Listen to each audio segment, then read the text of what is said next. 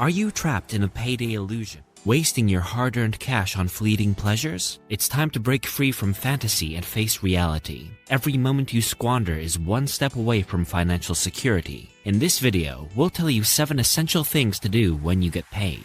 1. Reassess your net income. Most of us think of our net income as the income after taxes, but this is where we go wrong and overestimate the money we have. We need to first deduct any saving plans we have in place, such as 401k or Roth IRA. The Richest Man in Babylon by George S. Clason explains this concept so well. He calls this exercise of calculating your net income as paying yourself first. He says that it is essential to think of your savings as a bill and set aside your targeted savings in a separate account untouched, so that you get in the habit of living on the money you are left with. This way, any bonuses and salary increments will first go to your savings instead of getting splurged on impulse purchases. Suppose your monthly income is $10,000 after tax, and you contribute $1,000 each month to a 401k. Then your real net income is only $9,000. Now, this is the money you have to spend, save, invest, and pay off your debt with. Being aware of the actual net income helps us in keeping our money goals more realistic and makes us more money mindful. So the moment you get paid, first calculate your real net income. 2. Avoid taking on more debt. While most people will tell you to pay off your debt as soon as you get paid, you need to understand how debt repayment works. Debt repayment is supposed to make you debt-free, not force you into taking on more debt. For example, every Friday when you get paid, go to the gas station and fill your tank up before you pay off your car payments. It sounds counterintuitive, but it makes a lot of sense. Suppose your car fills up in $1,000 and runs for the whole of next week. Spend that amount in cash at the station before doing anything else with your net income. Not only will this gear you up for all your work-to-office commutes in the coming week, but it will also prevent you from paying for gas using your credit card, which attracts almost 20% interest. Similarly, payday loans are also another super expensive yet highly popular credit used by around 12 million Americans annually. But instead of solving your money problems, these high-interest credits bind you in debt shackles. The best way to avoid these bad debts is to create a calendar of all your incomes and spread your expenses in such a way that you spend only after you have cash in your bank accounts. You can even use debit cards instead of credit cards to stay within your means. This way, you avoid new debt and spend only on necessities. 3. Get groceries. People call it the coffeenomics these days because cutting down on your outside food is one of the easiest ways of saving money. Also, eating healthier home-cooked meals helps you stay in shape, so you save on future medical bills and expensive gym memberships that you barely use. Let's crunch in some numbers. Suppose you have 3 cups of Starbucks' Grande Coffee Americano for $3.45 per cup each day. So, your total cost is $10.35 per day, or $310.50 per month. Then, you throw in a bagel for breakfast and a cheeseburger with some fries for lunch every day. This will cost you another $20 per day, or $600 a month, bringing your total food cost to $910.50 a month. And this is without considering dinner. Now compare it with the costs of making a coffee at home.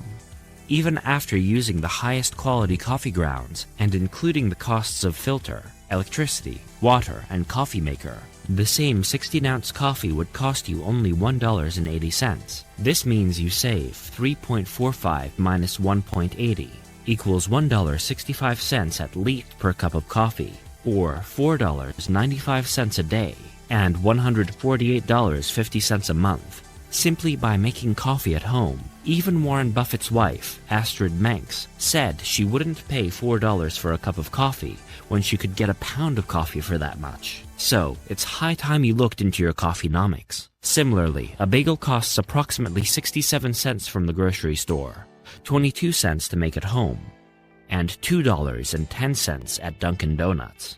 This means even if you eat from the grocery store, your bagel costs you $1.50 less and saves you $45 a month. Likewise, your burger and fries meal would also cost you around $10 less per meal if you made it at home, leading to at least $250 savings in a month. So in total, you can save around $148.50 plus $45 plus $250, which equals $443.50 a month by eating home-cooked meals. Therefore, after you've got your tank filled up, head straight to the grocery store and get your fridge filled up too. 4. Pay your bills. Next up are your rent and utilities. Once you are all set for the coming week, pay your monthly bills. If you get weekly pay but bills are monthly, still set aside 25% of your bills every week in an envelope. Dave Ramsey is the biggest proponent of the cash envelope system. He suggests it's the best way to prevent going overboard on some expenses and having nothing left for others. In his approach, you first make a budget of how much you need to spend under various expense heads such as rent, utilities, and entertainment. Then you set aside that amount in various labeled envelopes. This way you earmark an amount for every expense. This prevents you from overspending on your entertainment because you know you will have to pull out some money from the rent envelope, and then your landlord will kick you out at the end of the month. It bursts the bubble of having more money than you actually do, as you budget your bills beforehand and know exactly how much you can spend on your wants after all your needs are taken care of. The psychology behind it is that when you see how much cash goes into your necessary expenses, you become more aware and try to cut down your unnecessary expenses. Also, it encourages you to find out your hidden expenses or renegotiate your bills.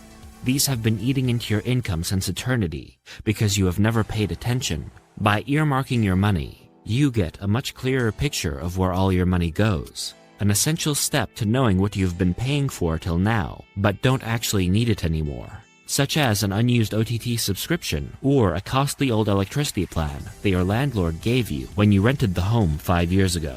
But if you don't earmark your needs, you neither avoid credit card debt, nor find out any hidden expenses and simply spiral into the debt trap without knowing what actually hit you that hard.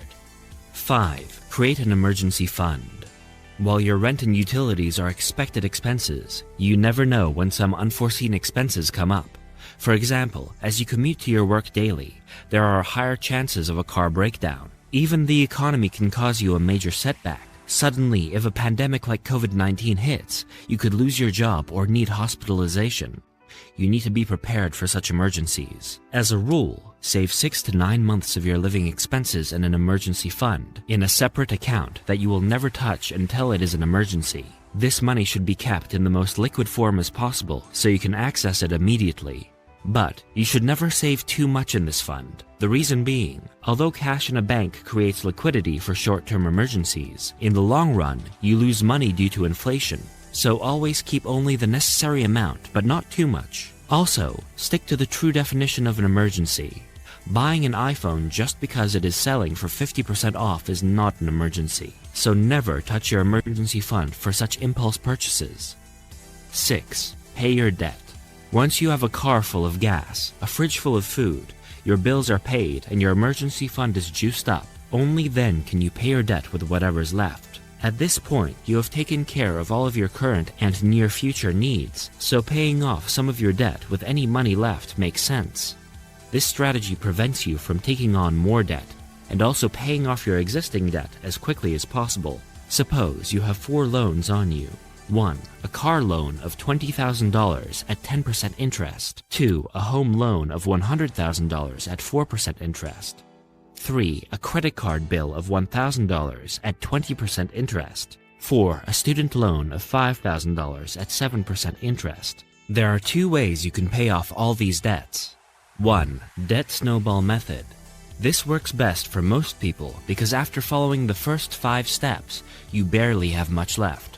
So, you pay the smallest dollar amount of debt first. Under this method, you will pay off the credit card loan first, irrespective of how much money you are left off, because it is the smallest dollar amount.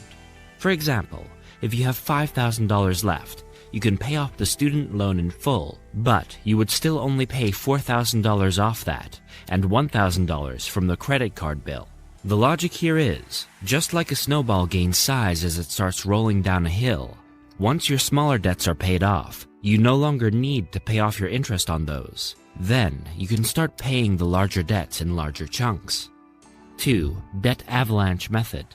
In this case, you pay the highest interest debt first, no matter how much the dollar amount. So, the faster you pay that, the more you save in interest and the faster you tackle the other debts too. Under this method, the first loan that you will pay off will be the credit card loan, because that attracts the highest interest. But after that, you will pay the car loan before you go on to paying your student loan, even if you have the same $5,000 left with you. While it may take a little longer to pay off some debts like this, it drastically reduces the interest you pay. Although both methods are effective, you should always calculate which leads to lower interest payments and then pay off in that order. Otherwise, you can also consolidate all your loans into a single loan and just make one payment to simplify the whole process. Achieve, Discover, and SoFi are some of the most recommended debt consolidation vehicles according to Forbes Advisor. 7. Balance your savings and entertainment. Finally, once your debt is on track and getting paid off, you should start thinking about your retirement savings.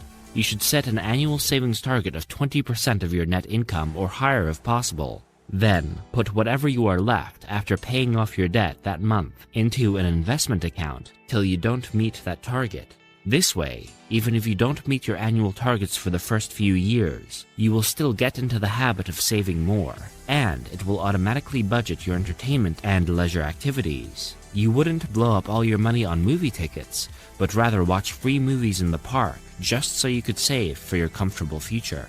Gradually, as you pay off more of your debt, you will be able to save faster.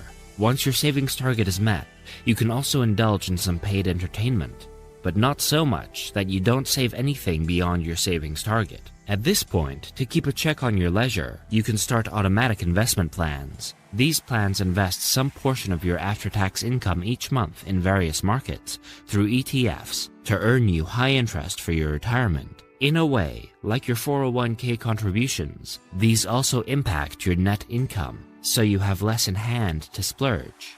This way, you can start taking higher savings targets, so that compounding works in your favor and helps you retire as early as possible.